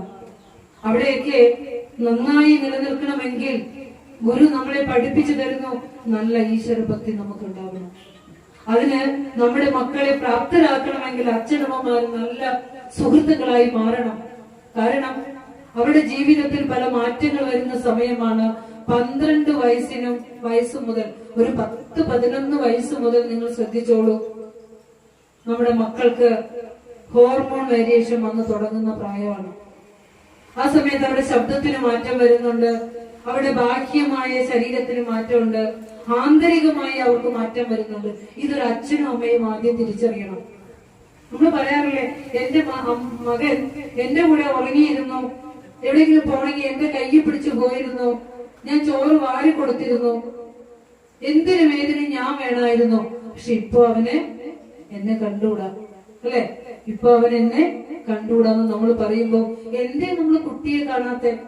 നമ്മളും ഈ ഒരു സ്റ്റേജ് കഴിഞ്ഞിട്ടാണ് നമ്മൾ കടന്നു വന്നത്. കാരണം ഹോർമോണൽ ചേഞ്ചസ് വരുന്ന സമയത്ത് കുട്ടികൾക്ക് ഡോപ്പമിൻ തുടങ്ങിയ ഹോർമോൺസ് പ്രൊഡ്യൂസ് ചെയ്യുന്ന സമയത്ത് ആസക്തി ഉണ്ടാക്കുക എന്നുള്ളൊരു കാര്യം കൂടിയുണ്ട്. ഡോപ്പമിൻ ഹോർമോണിന്, ടെസ്റ്റോസ്റ്ററൈൻ ഹോർമോണൊക്കെ, ഇതൊക്കെ മാറ്റങ്ങൾ വരുന്ന സെക്സ് ഹോർമോൺസ് പ്രൊഡ്യൂസ് ചെയ്യുകയും അവർ എന്ത് ചെയ്തോ അത് ആസക്തിയിലേക്ക് അവരെ വരും. ഇപ്പൊ മയക്കുമരുന്ന് ഉപയോഗിക്കത്തോ ടേസ്റ്റ് ചെയ്ത് തുടങ്ങി അത് അവരെ അഡിക്ഷനിലേക്ക് കൊണ്ടുപോകും, പ്രണയക്കുരുക്കിൽപ്പെടുന്നു.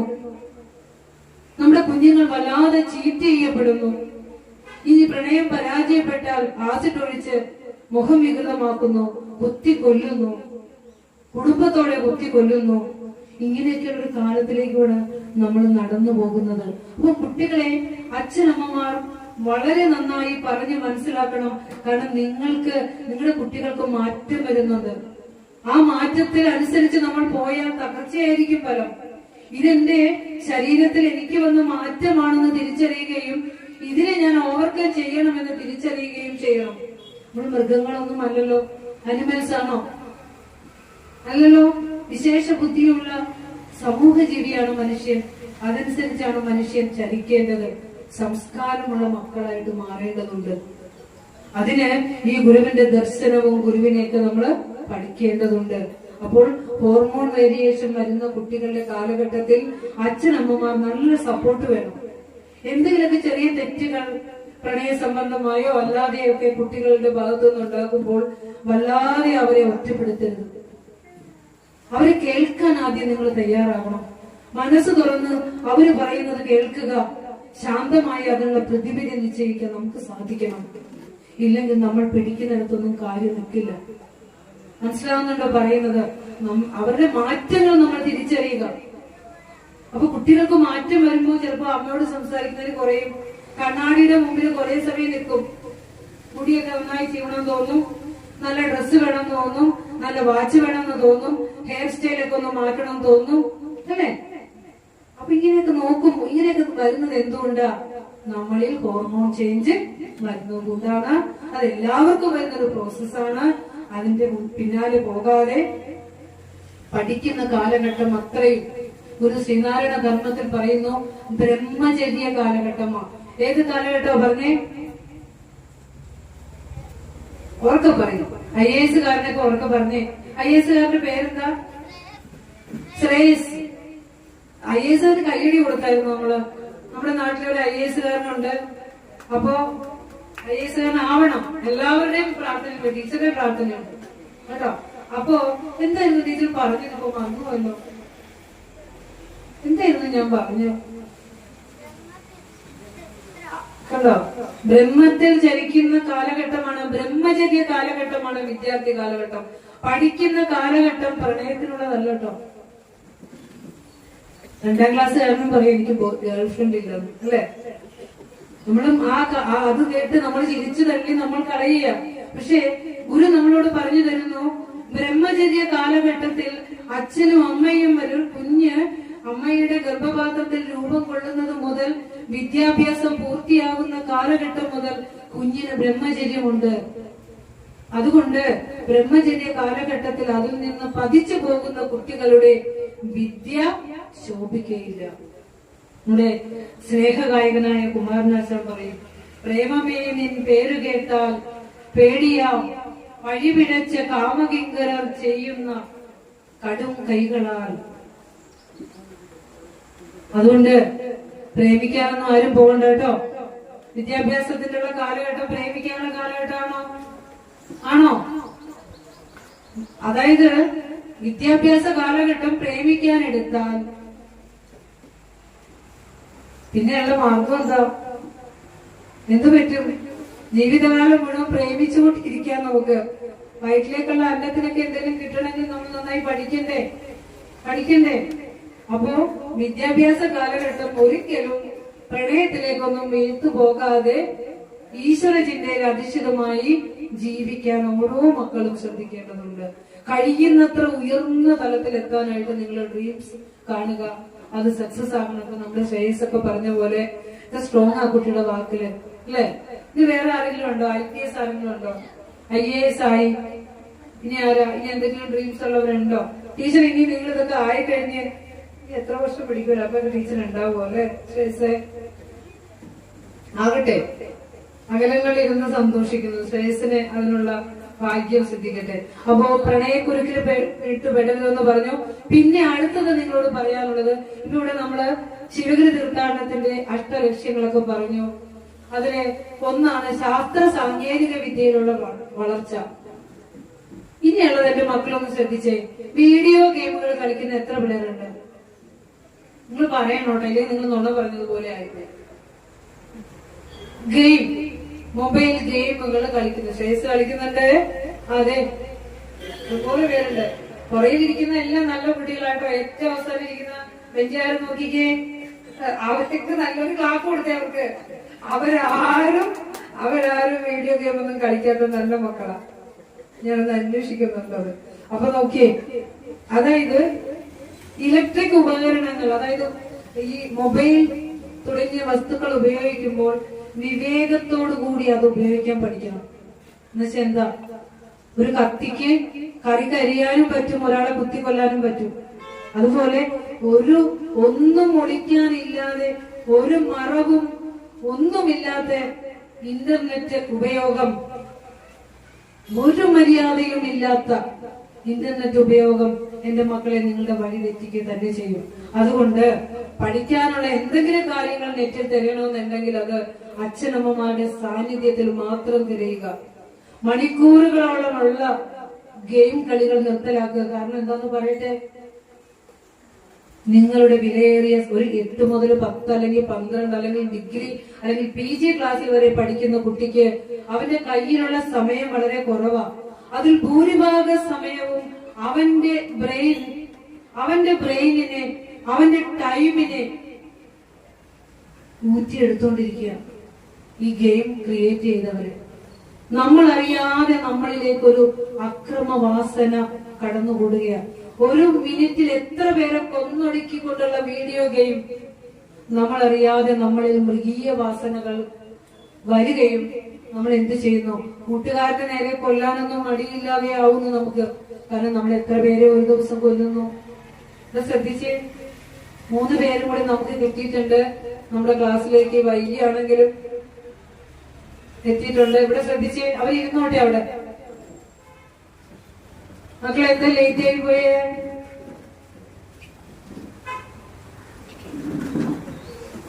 നോക്കി, എന്തായാലും എനിക്ക് സന്തോഷമായി. ഇത്രയും കുട്ടികളെയൊക്കെ കണ്ടപ്പോ ഞാൻ എന്റെ പ്രസംഗം തന്നെ കുഞ്ഞുങ്ങൾക്കാക്കി മാറ്റി വെച്ചു. നിങ്ങളെ എന്നോട് ക്ഷമിക്കുക. കാരണം നമുക്ക് നാളെ നമ്മുടെ വിദ്യാലയങ്ങളിലേക്ക് കുട്ടികളെ പറഞ്ഞയക്കേണ്ടതുണ്ട്. അവിടെ അവരെ കാത്തിരിക്കുന്ന കാര്യങ്ങൾ ചെറുതൊന്നുമല്ല. ചെറിയൊരു ബോധം അവർക്ക് കൊടുക്കാൻ നമുക്ക് സാധിക്കണം. മൊബൈൽ ഗെയിമുകള് നമ്മളറിയാതെ മനഃശാസ്ത്രപരമായി നമ്മളെ അക്രമവാസനകളിലേക്ക് നയിക്കുന്നുണ്ട്. നമ്മുടെ മൊബൈലിലേക്ക് റീലോഡ് ചെയ്യപ്പെടുന്ന കളികൾ കൊന്നു രസിക്കുമ്പോൾ അത് നമ്മളുടെ സ്വഭാവത്തെ മാറ്റിക്കളയുന്നുണ്ട്. നമ്മൾ അതിലെ അബാനൊക്കെ അബാന്റെ വാർത്തയൊക്കെ വായിച്ചായിരുന്നു പത്രത്തില്. ഒരു അബാൻ 2 മണിക്കൂർ കൊണ്ട് 5 പേരെയാ കൊന്നിട്ടത്. അച്ഛനും അമ്മയെയും സഹോദരങ്ങളെയും സഹോദരിയെയും ഗേൾഫ്രണ്ടിനെയും ഒക്കെ കൊന്നു അല്ലേ? വെടിവെച്ച് കളിക്കുമ്പോ നമ്മുടെ മനസ്സ് കാലിരുമ്പ് പോലെ ആയി പോകുന്നു മക്കളെ. അതുകൊണ്ട് ആഴ്ചയിൽ ഒരു അരമണിക്കൂറൊക്കെ നിങ്ങൾക്കത് കളിക്കണമെങ്കിൽ കളിച്ചോളൂ. പക്ഷെ അതിനൊരിക്കലും അടിമയായി പോകരുത്. മനസ്സിലാവുന്നുണ്ടോ പറയുന്നത്? നമ്മുടെ ആധുനിക മനഃശാസ്ത്രം പറയുന്നു ഒരു കുഞ്ഞിന് 3 തരത്തിലുള്ള വളർച്ചകളുണ്ട്. ഒന്ന് IQ, ഒന്ന് EQ, ഒന്ന് SQ. കുട്ടികളാണ് ഉത്തരം പറയേണ്ടത്. IQ എന്ന് പറഞ്ഞാൽ ഇന്റലിജന്റ് കോഷ്യൻ. എന്നുവെച്ചാൽ എന്താ? ബുദ്ധി വളരണം അല്ലെ? ബുദ്ധി വളരണമെങ്കിൽ നമ്മൾ എന്തൊക്കെ ചെയ്യാറുണ്ട്? ചില ചെസ് അതുപോലെയുള്ള കളികൾ നമ്മളെ സുഡോക്ക് പോലെ നമ്മളിങ്ങനെ എന്താ പറയാ, എന്താ നിങ്ങൾ പറഞ്ഞ ബുദ്ധിയെ വികസിപ്പിക്കുന്ന കളികൾ എന്തൊക്കെയാ? സുഡോ. പിന്നെ കണക്കിലെ കളികൾ എന്ന് പറഞ്ഞ വേറെ ചെറിയ ചെറിയ പ്രസിദ്ധീകരണങ്ങൾ കണക്കിലെ കളികളുണ്ട്. ഞങ്ങളൊക്കെ വായിക്കുന്നത് പൂമ്പാറ്റയും ബാലരമയൊക്കെ ആയിരുന്നു. അതിൽ വഴി കാണിച്ചു തരാമോ? വഴിയിലൂടെ ഞങ്ങൾ വരച്ചു പോകും അല്ലെ? ഇതൊക്കെ നമുക്ക് ചെറിയ ചെറിയ കാര്യങ്ങളിലൂടെ നമ്മുടെ ബുദ്ധിയെ തെളിയിച്ചു കൊണ്ടുപോകാനുള്ള കളികളുണ്ട്. അടുത്തതുണ്ട്, ശ്രദ്ധിക്കണോട്ടോ. അടുത്തത് ഇമോഷണൽ കോഷ്യൻ. വൈകാരികമായ വളർച്ച വേണം. അച്ഛൻ ഒന്ന് നേരെ കണ്ണുരുട്ടിയാൽ അപ്പ പോയി കയറെടുക്കില്ലേ? കാരണം ഇന്ന് വരെ അച്ഛനും അമ്മയും വഴക്ക് പറഞ്ഞിട്ടില്ല. പെട്ടെന്ന് ഒരു ദിവസം ഒരു തെറ്റ് ചെയ്താൽ വഴക്ക് പറഞ്ഞാൽ നേരെ മുറിയുടെ അകത്ത് പോയി വാതിലടച്ചാൽ അച്ഛനും അമ്മയുടെയും ചങ്ക് തകരും. അങ്ങനെയാകല്ല. ടീച്ചർ വഴക്ക് പറഞ്ഞാലോ അവൻ അച്ഛനും അമ്മയോട് എനിക്ക് പറയാനുള്ളത്, ചെറിയ ചെറിയ തെറ്റുകൾ കാണുമ്പോൾ ഒരു കുഞ്ഞ് ഇറക്കിലെടുത്ത് കണ്ണു മിഴിച്ച് 2 അടിയൊക്കെ കൊടുക്കാൻ മറന്നു പോകരുത്. അത് അവരുടെ എമോഷണൽ കോഷ്യന്റിനെ ഡെവലപ്പ് ചെയ്യും. തെറ്റുകൾ കണ്ടാൽ നന്നായി ശകാരിക്കുക. നമ്മളൊക്കെ എത്ര അടി ഞാൻ ഓർക്കുന്നു, ക്ലാസ്സിൽ നിന്ന് വരാൻ ബസ് കിട്ടാൻ വൈകി അരമണിക്കൂർ വൈകിട്ടും എന്റെ അമ്മയുടെ കയ്യിൽ തന്ന അടിയുടെ ചൂട് എനിക്ക് ഇപ്പോഴും ഉണ്ട്. അതൊക്കെ ആയിരിക്കും നമ്മളെ ഇങ്ങനെ മൈക്കിന്റെ മുമ്പിലൊക്കെ നിർത്തിയിരിക്കുന്നത് അല്ലെ? അന്നത്തെ അമ്മ ആലോചിച്ച് നോക്കൂ. അപ്പൊ വീട്ടിലെ അമ്മമാർക്ക് മക്കളെ നല്ല വഴിയിലേക്ക് നയിക്കുന്നതിന് അച്ഛന്മാരെക്കാൾ കൂടുതൽ പങ്ക് അമ്മമാർക്കാ. ഗുരു അത് വളരെ വ്യക്തമായി ഭാര്യാധർമ്മം എന്ന കൃതിയിൽ പറഞ്ഞു തന്നിട്ടുണ്ട്. വസതിക്കൊത്ത ഗുണമുള്ളവളായി വരവിൽ സമം വ്യയവും ചെയ്യുകിൽ തന്റെ വാഴ്ചയ്ക്ക് തുണയാമവൾ. കുടുംബത്തോടെ കൂട്ട ആത്മഹത്യകൾ പെരുകുന്ന ഈ കാലഘട്ടത്തിൽ, സാമ്പത്തികമായ കാര്യങ്ങൾക്ക് ഒരു അച്ചടക്കമില്ലാത്ത കാര്യത്തിൽ, വീട്ടിൽ ആഹാരം പാചകം ചെയ്യാൻ മടിയുള്ള ഈ കാലഘട്ടത്തിൽ, നമ്മളിപ്പോ ഇവിടെ ഉദ്ഘാടനത്തിന് ആശംസ പ്രസംഗിച്ചുകൊണ്ട് മുഖ്യ പ്രഭാഷകനാണോ സംസാരിച്ചത്? കുറച്ച് പൈസ ഉണ്ടായാൽ അതുകൊണ്ട് നാട് കാണാൻ ഇറങ്ങുന്നൊക്കെയുള്ള ഈ കാലഘട്ടത്തിൽ ഗുരു നമ്മളോട് പഠിപ്പിച്ചു, വരവും ചിലവും നോക്കി കുടുംബകാര്യങ്ങൾ ചെയ്യുന്ന കുടുംബിനിയാണ് ഒരു കുടുംബത്തിന്റെ യശസ് എന്ന് പറഞ്ഞു. ഗുണം കുടുംബിനിക്കില്ലാതാകിൽ എല്ലാം ഇരിക്കലും, ഗുണമില്ല കുടുംബത്തിന് ഇല്ലാതാകും കുടുംബവും. കുടുംബിനിക്ക് ഗുണമില്ലാതെ പോയാൽ ആ കുലം തന്നെ ഇല്ലാതെയായി പോകും അല്ലേ? എത്രയോ ക്ലേപ്പ് പണ്ടുള്ള നമ്മുടെ അമ്മമാരോടൊക്കെ ഇന്നത്തെ അമ്മമാരെന്ന് ചോദിച്ചു നോക്കൂ. എത്രയോ ത്യാഗങ്ങൾ അവർ സഹിച്ചിട്ടുണ്ടെന്നറിയോ? എത്രയോ ത്യാഗങ്ങള്. ആ ത്യാഗങ്ങളാണെന്ന് വലിയ കുടുംബങ്ങളായി ആ കുടുംബങ്ങളെ മാറ്റിയിരിക്കുന്നത്. അവരുടെയൊക്കെ ത്യാഗത്തിന്റെ കഥയാണത്. അപ്പോ കുടുംബിനിക്ക് നല്ല സഹനത വേണം. മക്കളെ നന്നായി വളർത്താൻ അറിയണം. അടുക്കളയിൽ രാവിലെ അമ്മ ആഹാരം പാചകം ചെയ്യാനായിട്ട് കേറുമ്പോൾ എന്തൊക്കെ ചിന്തിക്കണേ? എല്ലാവരും നല്ല ഉറക്കം, ഞാൻ മാത്രം ഈ അടുക്കളയിൽ ഇങ്ങനെ ജോലി ചെയ്യും. ചിന്തിക്കണല്ലേ? ചിന്തിക്കാനുണ്ടോ അങ്ങനെ? ഇല്ല അല്ലേ? സത്യം പറഞ്ഞോ. എല്ലാവർക്കും എന്ത് സുഖമാണ്. അമ്മ വെളുപ്പിന് എഴുന്നേറ്റ് പാചകമൊക്കെ ചെയ്യണം. നിങ്ങളൊക്കെ നേരത്തെ ഉറങ്ങാൻ പോകും, അപ്പോഴും അമ്മ അടുക്കളയിലുണ്ട്. നിങ്ങൾ കഴിച്ചതൊക്കെ കഴുകി ഒക്കെ തുടച്ച് പാവം എച്ചിലൊക്കെ കോരി വൃത്തിയാക്കി അതെല്ലാം കഴിഞ്ഞ് അവസാനം അത് ഉറങ്ങാൻ പോകും. അത് നിങ്ങൾ എഴുന്നേൽക്കുന്നതിന് മുമ്പ് അത് അവിടെ ഉണ്ടാവും അടുക്കളയിൽ അല്ലേ. എപ്പോഴും അമ്മ ഉറങ്ങണേ ചോദിക്കാറുണ്ടോ? എപ്പോഴും അമ്മ ഉണരണേന്നൊക്കെ ഒന്ന് ചോദിക്കണം. കണ്ണ് തുറന്ന് വളരുന്ന മക്കളാകണം മക്കളെ. ഇവിടെ പോറ്റാൻ വേണ്ടിയാണ് അച്ഛനമ്മമാർ ഇത്ര കഷ്ടപ്പെടുന്നത്. കാനഡയ്ക്കോ ഓസ്ട്രേലിയയിലോ ന്യൂസിലാൻഡിലോ ഒക്കെ നിങ്ങൾ പറന്നോ. പക്ഷെ എവിടെ പറക്കുമ്പോഴും ഒരു വലിയ അച്ഛനും അമ്മയൊക്കെ കാത്തുണ്ടാകണം, ചങ്കിലുണ്ടാകണം. അവര് ജീവിതാവസാനം വരെ നമ്മുടെ ഉള്ളിൽ ഉണ്ടാകണം. കാരണം അവര് കഴിച്ച ആഹാരമാണ് നമ്മളായിരിക്കുന്നത്, അവരുടെ ചിന്തകളാണ് നമ്മളായിരിക്കുന്നത്. ഇപ്പോഴേ വൃദ്ധസദനങ്ങളൊന്നും ബുക്ക് ചെയ്തിട്ട് പോകരുത് അല്ലെ. കാര്യം കഴിഞ്ഞാൽ പിന്നെ നമുക്കിപ്പോ എല്ലാം അങ്ങനെയാണ്, യൂസ് ആൻഡ് ത്രോ സംസ്കാരമാണ്. ചായ തന്ന പാത്രം ചായ കുടിച്ചാൽ കളയും. അച്ഛനും അമ്മയും ഒക്കെ തരാനുള്ള കാര്യങ്ങളൊക്കെ തന്ന് പഠിപ്പിച്ച് പൂർണ്ണമാക്കി കഴിഞ്ഞാൽ ഒക്കോ അല്ലെ. പിന്നെ ന്യൂസിലാൻഡിലും കാനഡയ്ക്കൊക്കെ നിങ്ങൾ അവരെ കൊണ്ടുപോകും. എപ്പോഴാന്നറിയോ? എപ്പോഴും കൊണ്ടുപോണേ? നിങ്ങൾ കല്യാണം കഴിഞ്ഞ് ഒരു കുട്ടിയൊക്കെ ആകുമ്പോ വീണ്ടും അവരെ അടുക്കള ജോലി ചെയ്യാൻ വിളിക്കും. എന്നിട്ട് കുട്ടി വലുതായി കഴിയുമ്പോ പൊക്കോ. ഇനി ആകരുത് മക്കളെ. ജീവിതത്തിലുടനീളം അമ്മയെയും അച്ഛനെയും ചേർത്ത് പിടിക്കാനുള്ള മനസ്സ് ഉണ്ടാകണം. ഒരിക്കലും മറന്നു പോകരുത്. കാരണം നിങ്ങൾ ഫാനൊക്കെ ഇട്ട് വിദ്യാലയ അന്തരീക്ഷത്തില് ഇരുന്ന് പഠിക്കുമ്പോൾ പാവങ്ങള് ഒന്ന് ഇരിക്കാൻ പോലും ചില ജോലി സ്ഥലങ്ങളിൽ പറ്റില്ല. ആഹാരം കഴിക്കാൻ ചിലപ്പോ സമയം ഉണ്ടാവില്ല അല്ലേ. അങ്ങനെ ഓടുന്ന അച്ഛനും അമ്മയൊക്കെ സ്കൂളിൽ ഇരിക്കുമ്പോ എപ്പോഴെങ്കിലൊക്കെ ഒന്ന് ഓർത്താൽ ഉഴപ്പാൻ തോന്നില്ല. പുസ്തകം എടുത്ത് പഠിക്കാൻ തന്നെ തോന്നും നമുക്കല്ലേ. അപ്പൊ നാളെ നമ്മുടെ വിദ്യാലയം തുറക്കുമ്പോൾ പുതിയ കുട്ടികളായിട്ട് വേണം സ്കൂളിലേക്ക് ചെല്ലാൻ. നമ്മുടെ ബെസ്റ്റ് ഫ്രണ്ട്സ്, പുസ്തകങ്ങളെ ബെസ്റ്റ് ഫ്രണ്ട്സ് ആക്കി മാറ്റുക. ബാക്കി ആരെയൊക്കെ നമ്മൾ സ്നേഹിച്ചാലും അതിലും നമ്മുടെ പുസ്തകത്തിലും വലുതല്ല അത്. പഠിക്കാൻ സബ്ജക്ട് ഇഷ്ടമുള്ള, അതായത് ഏറ്റവും ടഫായ വിഷയത്തെ ഏറ്റവും സ്നേഹിക്കുക. കണക്കാണ് നമുക്ക് ടഫെങ്കിൽ കണക്കിനെ കൂടുതൽ സമയം അതിനു വേണ്ടി സമയം ചെലവഴിക്കുക അല്ലെ. അങ്ങനെ നമുക്ക് ഒത്തിരി ചിന്തിക്കാനും പറയാനും ഒക്കെയുണ്ട്. അപ്പോ നമ്മൾ കുടുംബത്തിലെ പറഞ്ഞ ബ്രഹ്മചര്യ കാലഘട്ടം പിഴയ്ക്കാതിരിക്കണം. ഉറപ്പാണോ? വേണ്ടാത്ത നോട്ടങ്ങൾക്ക് കണ്ണു കൊടുക്കാതിരിക്കുക, വേണ്ടാത്ത മെസ്സേജുകൾക്ക് പ്രതികരിക്കാതിരിക്കുക. ഇന്ന് പ്രതികരിച്ച് നാളെ പ്രതികരിച്ച് ആവശ്യം കഴിഞ്ഞു കഴിയുമ്പോൾ, വലയിൽ വീണ് കഴിയുമ്പോൾ പിന്നെ നമ്മള് ഒരു ഇരയായി കഴിഞ്ഞു. പിന്നെ അതിനെ എങ്ങനെയും അവസാനിപ്പിക്കാനായി ശ്രമം. അതുകൊണ്ട് ഗുരു പറയുന്നു, ബ്രഹ്മചര്യ കാലഘട്ടത്തിന് ശേഷം വിദ്യാഭ്യാസം ഗുരുകുലത്തിൽ നിന്ന് വേണം.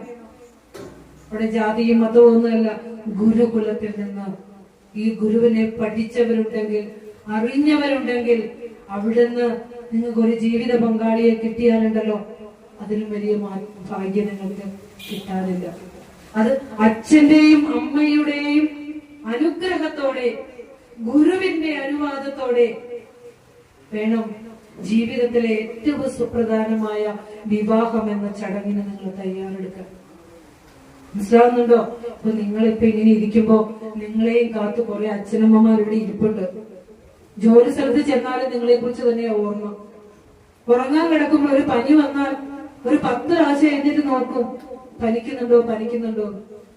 ഈ അമ്മ വയസ്സായി, ഈ അമ്മയൊന്ന് രോഗാവസ്ഥയിൽ കിടക്കുമ്പോൾ നീ നോക്കുന്ന ഞാൻ നോക്കുന്ന പറയും. ചേട്ടൻ 2 മാസം നോക്കും, ഞാനല്ലേ കൂടുതൽ സമയം നോക്കിയേ. ഈ 2 മക്കളോ 3 മക്കളോ ഉണ്ടെങ്കിലും ഈ 3 മക്കളെ നോക്കാനും ഈ അമ്മയ്ക്ക് ഒരു മടുപ്പും ഉണ്ടായില്ല. എത്രയോ പ്രാവശ്യം നിങ്ങൾ അമ്മയുടെ മടിയിൽ മലമൂത്ര വിസർജനം നടത്തിയിട്ടുണ്ട്. ആ മലത്തിൽ മൂത്രത്തിൽ എത്ര പ്രാവശ്യം നിങ്ങളുടെ അമ്മമാര് കിടന്നിട്ടുണ്ട് അല്ലെ. എന്നിട്ട് അവരുടെ മലമൂത്ര വിസർജനങ്ങൾ എടുക്കേണ്ടി വരുമ്പോൾ നിങ്ങൾ അവിടെ ഹോം നേഴ്സിനെ വിളിക്കും, അല്ലെങ്കിൽ നിങ്ങളുടെ മുഖം ഒന്ന് ചുളിയും. ഏതെങ്കിലും അമ്മമാരുടെ മുഖം സ്വന്തം മക്കളുടെ മലമെടുക്കുമ്പോൾ ചുളിയാറുണ്ടോ മക്കളെ? വെറുതെ ഒന്ന് ആലോചിച്ച് നോക്കൂ. 2 മിഠായി തന്നു, 1 മിഠായി എന്റെ അമ്മയ്ക്ക് എന്ന് പറഞ്ഞ് ബാഗിൽ വെക്കാനുള്ള മനസ്സ് ആർക്കുണ്ടാവും? ഇല്ലേ? അപ്പോ എന്തിനത് കേൾക്കണെന്ന് വെച്ചാൽ, നിങ്ങൾ വളർന്നു വലുതാവുമ്പോൾ കാവലും കരുതലുമുള്ള നല്ല മക്കളായിട്ട്, നന്മ മരങ്ങളായിട്ട് വളർന്നു വരേണ്ടതുണ്ട്. അപ്പൊ പറഞ്ഞു വന്നത് IQ പറഞ്ഞു, EQ എമോഷണൽ കോഷ്യന്റ് എന്താണോ. ടീച്ചർ വഴക്ക് പറഞ്ഞെന്ന് കരുതിയിട്ട് നാട് വിട്ട് പോകാൻ പറ്റുമോ? അച്ഛൻ എന്തിനാ വഴക്ക് പറയണേ? പറഞ്ഞേ. ഞങ്ങള് ടീച്ചേഴ്സ് ഒരു ദിവസം 8ാം ക്ലാസ്സിൽ പഠിക്കുന്ന ഒരു കുട്ടിയുടെ ബാഗിൽ നിന്ന് പകുതി കുടിച്ച റമ്മിന്റെ ഒരു കുപ്പി കിട്ടി. ആ കുട്ടിയെ റൂമിലേക്ക് മാറ്റി നിർത്തി ചോദ്യം ചെയ്തു. അവൻ പറയാനുള്ളതൊക്കെ പറഞ്ഞു. കാരണം അവൻ അതിലേക്ക് നയിച്ചത് അവന്റെ വീട്ടുകാരൻ തന്നെയാണ്, അവന്റെ അച്ഛൻ തന്നെയാണ്. അച്ഛൻ കൊടുത്തത് അത്രയാ. ആലോചിച്ച് നോക്കൂ, ചങ്കുപൊട്ടിക്ക് ആരോടാ നമ്മൾ പരാതി പറയുക? ഈ കുട്ടിയെ നന്നാക്കാൻ ആരെ വിളിച്ചിട്ടാ പരാതി പറയുക? പരാതി പറയാനുള്ള രക്ഷിതാവ് വന്നപ്പോൾ ഉടനെ പറയുന്നതാണ്, TC തന്നേക്ക്. അതാണോ? 13 വയസ്സിൽ ഇത് തുടങ്ങിയാൽ ഒന്ന് ആലോചിച്ച് നോക്കൂ, ആ അവസ്ഥ എത്രയാ. അപ്പോൾ ഈ കുഞ്ഞിനെ നമ്മള് രക്ഷിതാക്കള് വരാതെ ഈ കുഞ്ഞിനെ വീട്ടിലേക്ക് വിടാൻ ഞങ്ങൾക്ക് പേടിയാ. പണ്ടൊക്കെ പോക്കിടുമായിരുന്നു, പക്ഷെ ഇപ്പോൾ പേടിയാ. കാരണം ടീച്ചർ ജയിലിന്റെ അകത്താക്കും. കുട്ടി എന്തെങ്കിലും കടുങ്കൈ ചെയ്താൽ ടീച്ചറായിരിക്കും അകത്തായി പോകും, അല്ലെ? അപ്പൊ നല്ല മാർഗം ഉപദേശിക്കാൻ പേടി വരും. സമൂഹം ഒന്നടങ്ങിയായിരിക്കും അധ്യാപകരെ ആക്രമിക്കാൻ വരിക. അതുകൊണ്ട് നമ്മള് അധ്യാപകരെ കുട്ടികളുടെ മുമ്പിൽ വെച്ച് ഒരിക്കലും രക്ഷിതാക്കൾ മോശമായി സംസാരിക്കരുത്. കാരണം കുട്ടികൾക്ക് അധ്യാപകരുടെ വിശ്വാസം നഷ്ടപ്പെട്ടാൽ പിന്നെ നമ്മുടെ മക്കളെ നമ്മൾ ആരുടെ അടുത്ത് ഏൽപ്പിക്കും? വളരെ ശ്രദ്ധിക്കുക നമ്മള്. അപ്പോ അച്ഛൻ അടിക്കുന്നത് നന്നാകാനാ മക്കളെ. എത്ര അടി കൊണ്ടിട്ടുണ്ട് ടീച്ചർ? എത്ര അടി കൊണ്ടിട്ടുണ്ട്? അല്ല, ഞാൻ എത്ര അടി കൊടുത്തിട്ടുണ്ട്. ഈ തരുണിയൊക്കെ ഞാൻ അടിച്ചിട്ടുണ്ട്, മോശമായിട്ട് പോയിട്ടില്ല. എത്രയോ മക്കളെ അടിച്ചിട്ടുണ്ട്. ഒരിക്കലും ഒരു പഠിച്ച് SI ആയ ഒരു കുട്ടി ടീച്ചറിന് ഒരു സല്യൂട്ട് എന്ന് പറഞ്ഞ്, ഞാൻ 15 വയസ്സിൽ ഞാൻ പഠിപ്പിച്ചതാണ്. MSc ബോട്ടണി കെമിസ്ട്രി ഒക്കെ പഠിച്ചു, പോലീസിന്റെ ടെസ്റ്റ് എഴുതി, SI ടെസ്റ്റ് ഒക്കെ പാസ്സായി, യൂണിഫോം ഇട്ടുകൊണ്ട് ഒരു സല്യൂട്ട് ഇട്ടൊരു, ഞാൻ മറന്നുപോയി സത്യം പറഞ്ഞ കുട്ടിയുടെ മുഖം. ഓരോ വർഷവും ഓരോരുത്തർ കടന്നു പോകുമല്ലോ. ആ കുട്ടിയുടെ ചില വാക്കുണ്ട്. ടീച്ചർ ഞങ്ങളെ പഠിപ്പിച്ചില്ലേ, ക്ഷമ വേണം. അച്ഛനും അമ്മയും വഴക്കു പറഞ്ഞാൽ എതിര് പറയരുതെന്ന് പഠിപ്പിച്ചില്ലേ?